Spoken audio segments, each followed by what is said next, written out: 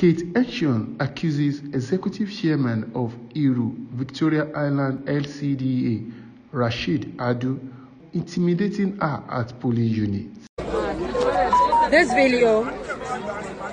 video is calling out the chairman of Henshaw local government area, Rasheedat Adu. You came here this morning.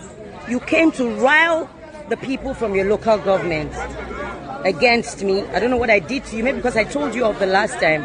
You came here, you were issuing instructions to you. Maybe you thought I don't hear Yoruba, and one of them said they will slap me. Then one gentleman in Afro with glasses came later and started pointing at me. So you should be ashamed of yourself.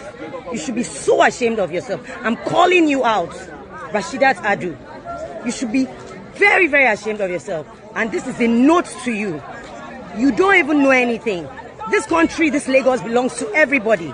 It doesn't matter that the local government is down the road from here. You come here and you rile people, and your people are shouting slogans here in this place.